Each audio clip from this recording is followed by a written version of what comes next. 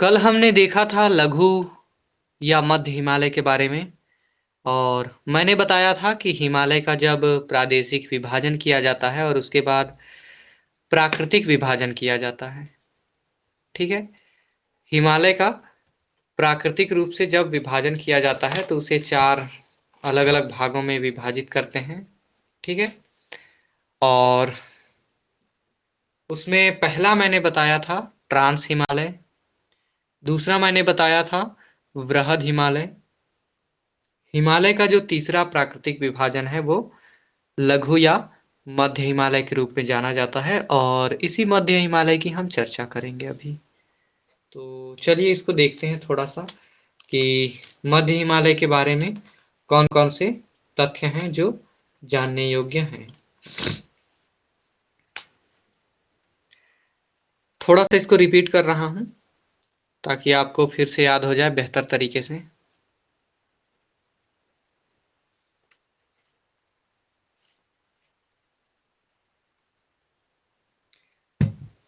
मैं लाइट को थोड़ा सा मैनेज करने की कोशिश कर रहा हूं बस ताकि अच्छे से सारा चीज दिखाई दे।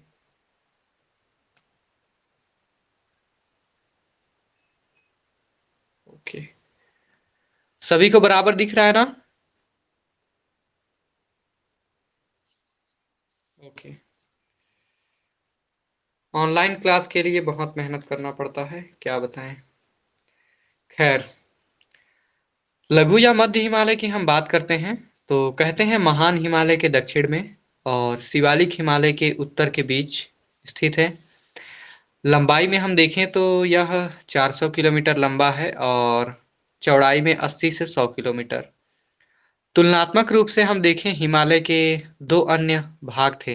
कौन कौन से? ट्रांस हिमालय और वृहद हिमालय। उन दोनों के मुकाबले लंबाई में यह कम है।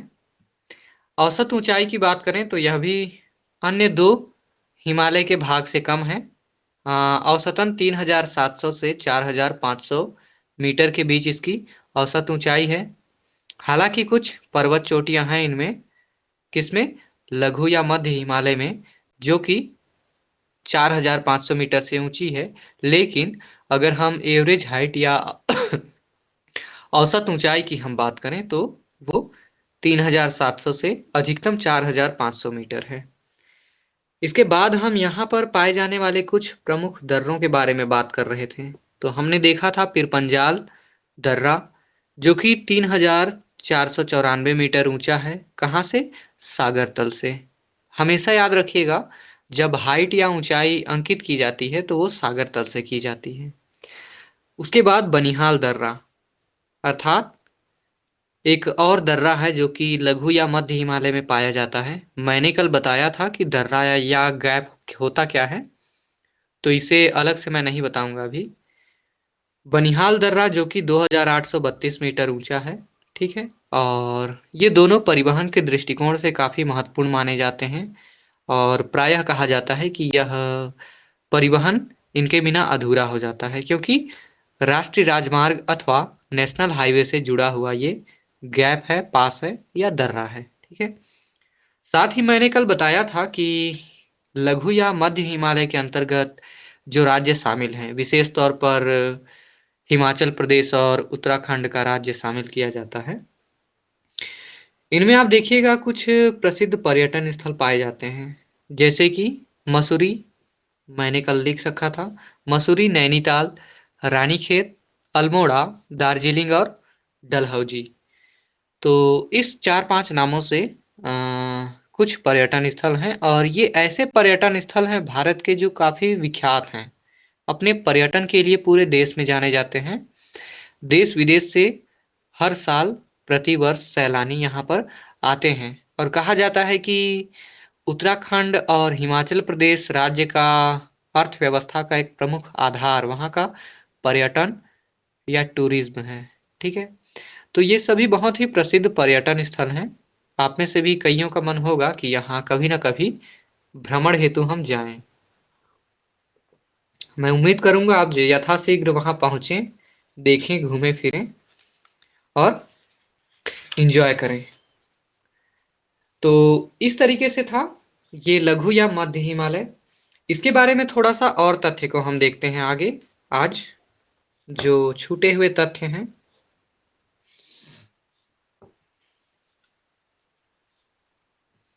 कहते हैं लघु या मध्य हिमालय में अ, चूँकि ये पूरा पहाड़ी इलाका है, ठीक है? ज़्यादातर पहाड़ी क्षेत्र है और कहते हैं कि नदी की बहुत ही ऊँची-ऊँची और गहरी घाटियाँ हैं और उनके चारों तरफ छोटे-छोटे घास के मैदान पाए जाते हैं। नेटवर्क आपकी तरफ कम होगा, थोड़ा-सा चेक कर लीजिए।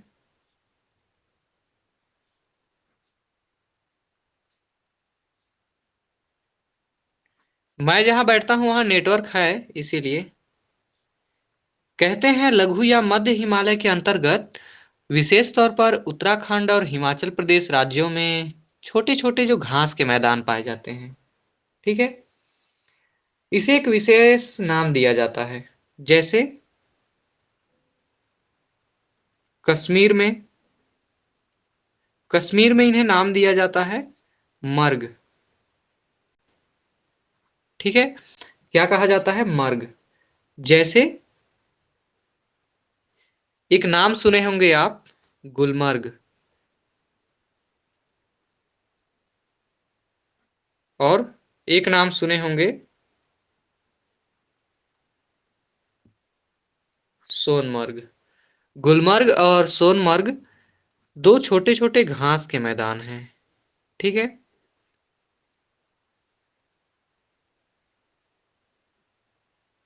यहाँ मैं लिख भी दे रहा हूँ।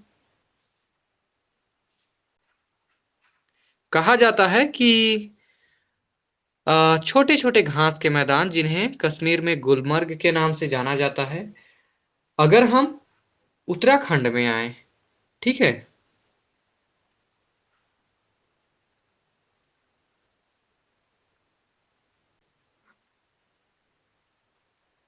तो उत्तराखंड में इसे कहा जाता है दून, ठीक है?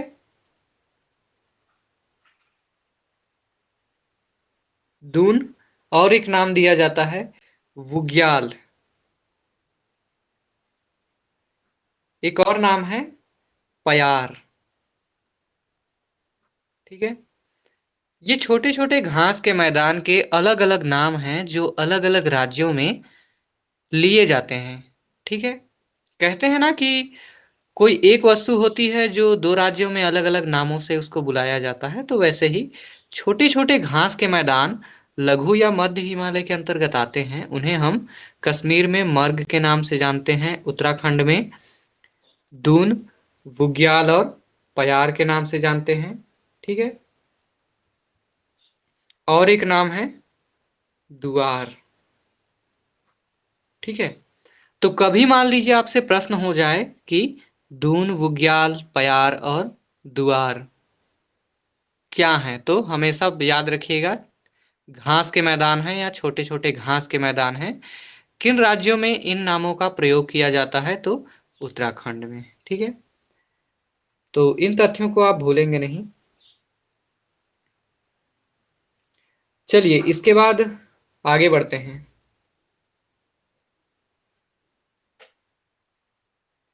कहते हैं कि लघु या मध्य हिमालय के अंतर्गत बहुत ही प्रसिद्ध और खूबसूरत नदी घाटियां भी पाई जाती हैं, ठीक है? इसको देख लेते हैं।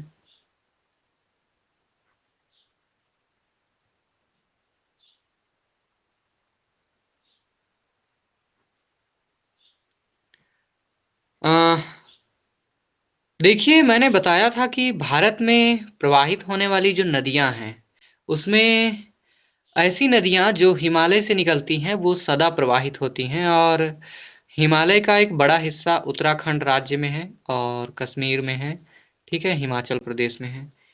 और कहते हैं कि नदियाँ जब हिमालय से निकलती हैं और कश्मीर, उत्तराखंड या हिमाचल प्रदेश जैसे राज्यों से जब बहती हैं, तो कहते हैं कि बहुत ऊँची और बहुत गहरी नदी घाटियों का ये निर्माण करती हैं, जिसके चारों तरफ पर्यटन क्षेत्र का विकास होता है।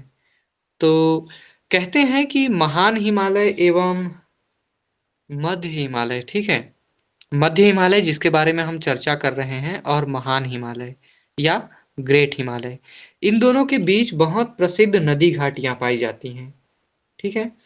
और वो जिस स्थान पर पाई जाती हैं उसी स्थान के नाम पर उन नदी घाटियों का नाम पड़ा है। जैसे कि एक नाम है कश्मीर घाटी।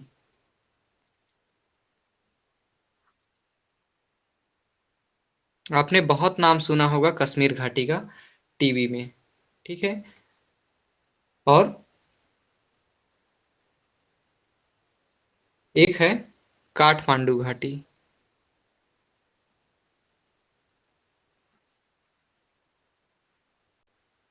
और है कांगड़ा। कांगड़ा उत्तराखंड का एक जिला है। और कुल्लू। कुल्लू मनाली का नाम सुने होंगे आप। कुल्लू घाटी। ठीक है। ये पूरा का पूरा एरिया जो है वो अपने नदी घाटियों के लिए या वैली के लिए जाना जाता है और ये पर्यटन के दृष्टिकोण से बहुत ज़्यादा संपन्न माने जाते हैं। अक्सर यहाँ सैलानी आते रहते हैं घूमने फिरने के लिए। ठीक है। तो इन चीज़ों को याद रखिएगा कि कुछ चर्चित नदी घाटियाँ पाई जाती हैं जैसे कश्मीर घाटी, काठमांडू घाटी, कांगड़ा घाटी और कुल्लू घाटी लघु या मध्य हिमालय के अंतर्गत। मध्य हिमालय के पश्चात हम आगे बढ़ते हैं और देखते हैं हिमालय के प्राकृतिक विभाजन का जो अंतिम भाग है जिसे हम जानते हैं शिवालिक हिमालय के नाम से। तो थोड़ा सा शिवालिक हिमालय को देखते हैं।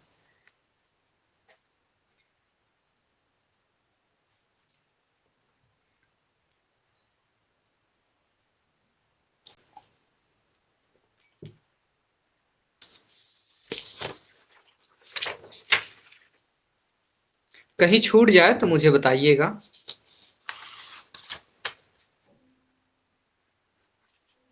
हिमालय का चौथा भाग जो है वो कहलाता है शिवालिक हिमालय।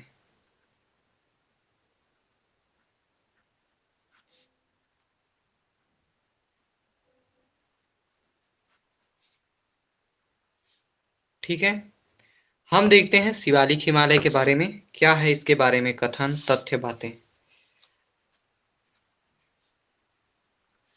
कहते हैं हिमालय पर्वत का सबसे बाहरी भाग है ये, आउटर वाला।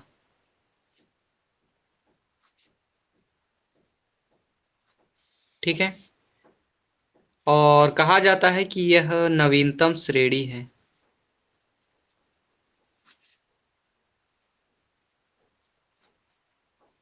जब आप हिमालय को देखेंगे तो क्रम से देखेंगे तो सबसे बाहर अर्थात सबसे दक्षिण की ओर। ठीक है। जो हिमालय का हिस्सा पड़ता है वह सबसे बाहरी हिस्सा है उसका। ठीक है। और इसे हम शिवालिक हिमालय के नाम से जानते हैं। हिमालय के बनने की जो प्रक्रिया है वो लगातार चल रही थी और बारी-बारी से हिमालय के अलग-अलग भागों का निर्माण हो रहा था। सबसे बाद में बनने वाला हिमालय का जो हिस्सा है वो शिवालिक हिमालय है और इसीलिए कहा जाता है कि यह सबसे नया भाग है और इसे हम नवीनतम श्रेणी के नाम से जानते हैं। इसके बारे में जो और तथ्य हैं तो इसके जो उपनाम हैं तो इसे आमतौर पर अ, बाह्य हिमालय एवं उप हिमालय कहा जाता है।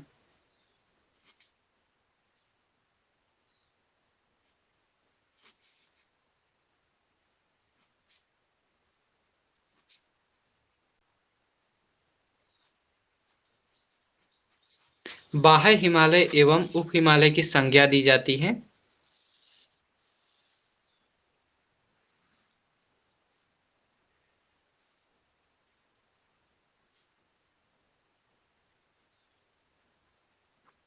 ठीक है। अर्थात ये दो अन्य नाम हैं शिवालिक हिमालय के। अगर हम इसका विस्तार देखें कहाँ से कहाँ तक है तो कहते हैं कि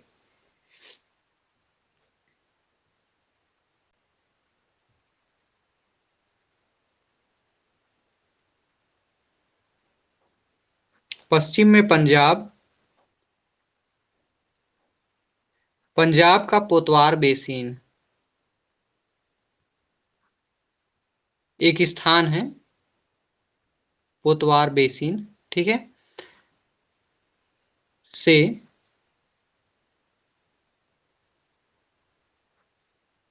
बिहार में कोसी नदी तक, ठीक है। कोसी नदी का नाम आप सुने होंगे, जिसे आमतौर पर कहा जाता था बिहार का शोक, अर्थात कोसी नदी बहुत भयंकर बाढ़ें लाया करती थी, इसलिए कहा जाता है कि पश्चिम में पंजाब से लेकर बिहार तक फैला हुआ शिवालिक हिमालय का भाग है। अगर हम इसके लंबाई चौड़ाई की बात करें, ठीक है,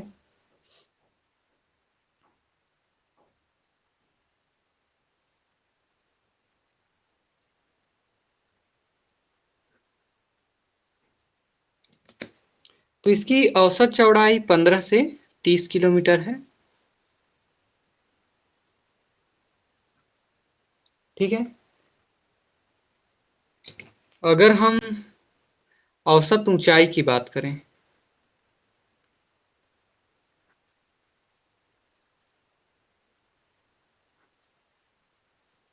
तो कहा जाता है कि इसकी औसत ऊंचाई अपेक्षाकृत कम है, 900 से 1200 मीटर। 900 से लेकर 1200 मीटर तक इसकी औसत ऊंचाई पाई जाती है, किसकी? शिवालिक हिमालय की। अगर हम लंबाई की बात करें, इसकी कुल लंबाई कितनी है?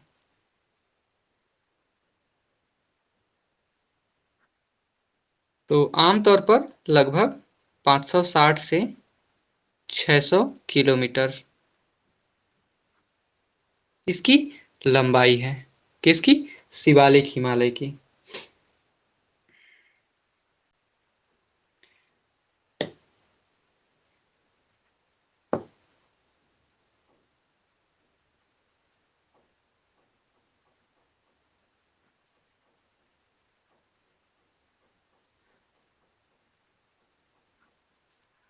शिवालिक हिमालय के अंतर्गत कुछ चर्चित और प्रसिद्ध पहाड़ियाँ पाई जाती हैं। थोड़ा सा इसे हम देख लेते हैं, वे कौन कौन सी पहाड़ियाँ हैं जो काफ़ी प्रसिद्ध हैं। तो इनमें सबसे पहले लिखिएगा नंबर 1 पर जो चर्चित पहाड़ियाँ हैं वो है डाफला।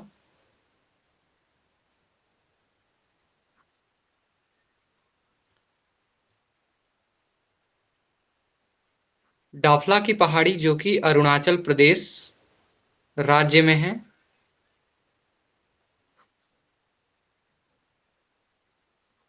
ठीक है। दूसरा लिखिए नंबर 2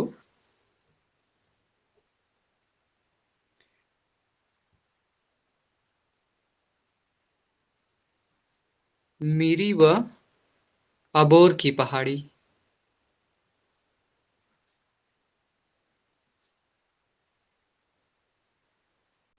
ठीक है। मीरी व अबोर की पहाड़ी। इसके अलावा नंबर 3 पे लिखिएगा मिस्मी की पहाड़ी,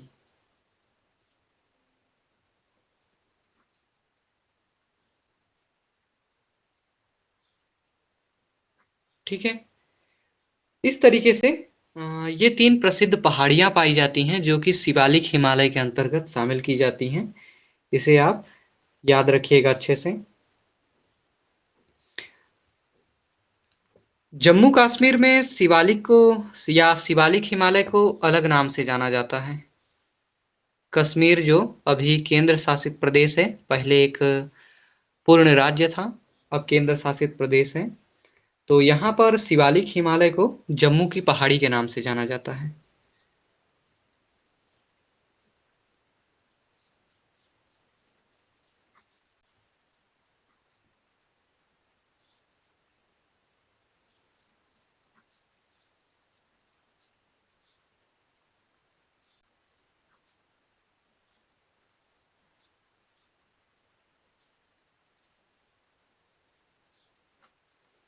ठीक है, तो ये थी कुछ तथ्यात्मक बातें।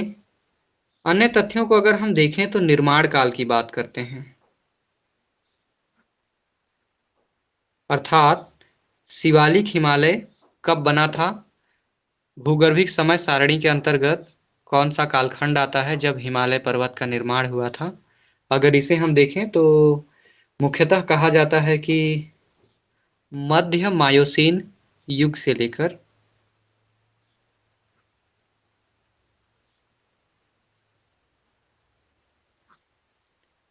मध्य मायोसीन से प्लीस्टोसीन।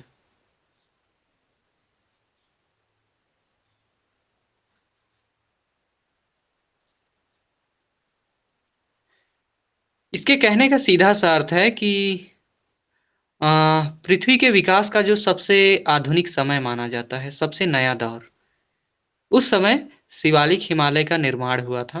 अर्थात वर्तमान समय को ही आप कह सकते हैं कि वर्तमान समय प्लीस्टोसीन युग का ही एक भाग है। और अमूमन हम कह सकते हैं कि लगभग 4-5 लाख साल पहले शिवालिक हिमालय का निर्माण हुआ था। मानव की सभ्यता या मानव की उम्र को देखते हुए 4-5 लाख साल बहुत ज़्यादा लगता है, लेकिन पृथ्वी के निर्माण की प्रक्रिया अगर आप देखेंगे तो 4-5 लाख साल बहुत ही छोटा उम्र है। ठीक है, चलिए इसके बाद आगे बढ़ते हैं हम।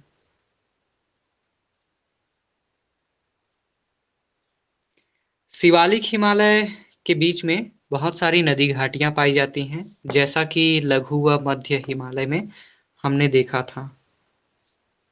उसे यहाँ पर देख लेते हैं।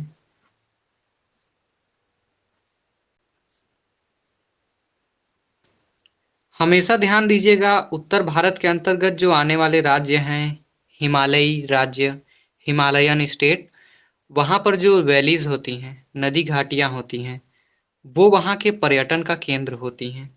ठीक है, और कहा जाता है कि शिवालिक हिमालय के मध्य बहुत सारी प्रसिद्ध घाटियाँ हैं और जिन्हें आमतौर पर दून या द्वार कहते हैं। ठीक है, दून एवं द्वार, इस नाम से बहुत से स्थान भी प्रसिद्ध हैं। ठीक है,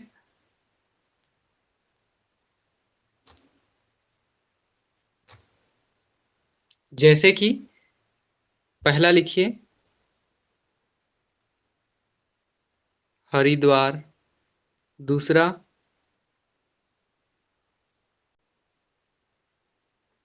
देहरादून।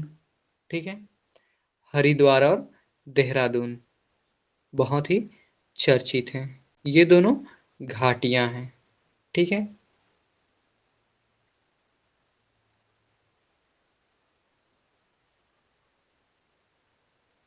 और तीसरा लिखिए नमन घाटी। नमन घाटी उतना महत्वपूर्ण नहीं है, किंतु हरिद्वार और देहरादून शिवालिक हिमालय के अंतर्गत आने वाली नदी घाटियों का क्षेत्र है। ठीक है, बहुत ही प्रसिद्ध पर्यटन स्थल है। तो इस प्रकार से ये संपन्न होता है आपका हिमालय का जो प्रादेशिक और प्राकृतिक विभाजन है। भारत के भौतिक प्रदेश के अंतर्गत हमने हिमालय को देख लिया, और इसके अलावा कुछ ऐसा है नहीं जो जानने योग्य है। कुछ अगर होगा तो मैं ज़रूर बताऊंगा। हालांकि देखिए, कोई भी टॉपिक निकलता है तो उसमें जानने योग्य बहुत सारे तथ्य होते हैं, लेकिन हमें समय का और बाकी चीज़ों का भी ध्यान रखना होता है। तो मैं चाह के भी आपको बहुत ज़्यादा डिटेल में नहीं पढ़ा पाता हूँ। कभी आप पीएससी की तैयारी करेंगे तो बहुत डिटेल में जाएंगे, बहुत ही विस्तार से पढ़ेंगे आप जब तैयारी करिएगा पीएससी का। तो चलिए फिलहाल हम आगे बढ़ते हैं। हिमालय के पर्वतीय प्रदेश के बाद भारत का दूसरा भौतिक प्रदेश जो है उसे हम देखते हैं। इस दूसरे भौतिक प्रदेश को हम जानते हैं किसके नाम से? प्रायद्वीपीय पठार के नाम से जानते हैं। तो प्रायद्वीपीय पठार को हम अ, अभी सीधा नहीं देखेंगे, बल्कि उसका एक मैं आपको वीडियो लेक्चर तैयार किया हुआ हूँ, उसे मैं आपको भेजूंगा। आप वहां से उसको देखिएगा। उसके ठीक बाद जो अगला हिस्सा आता है, जिसे हम कहते हैं उत्तर का विशाल मैदान। ठीक है, उत्तर के विशाल मैदान को हम देखेंगे।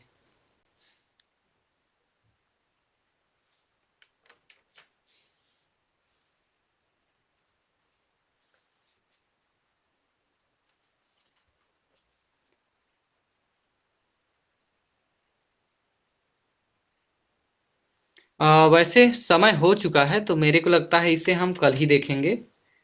अ, तो अभी फिलहाल इतना ही रहेगा। किसी के पास अगर कोई सवाल है तो पूछिए, उसके बाद हम कक्षा यहीं समाप्त करेंगे। कोई सवाल?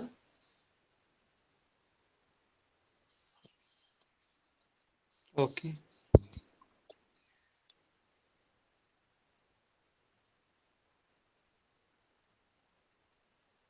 चलिए ठीक है फिर। आप लोग विदा ले सकते हैं। आप सभी उपस्थित हुए, आप सभी का बहुत बहुत धन्यवाद। कल मिलते हैं फिर से इसी टाइम पर। कल मतलब आने वाला कल सोमवार। ठीक है। अगर एक्स्ट्रा क्लासेस लेनी होंगी तो मैं आपको सूचित करूंगा, अन्यथा कल तो अवकाश ही रहेगा, रविवार। तो आप लोग चलिए विदा ले सकते हैं अब।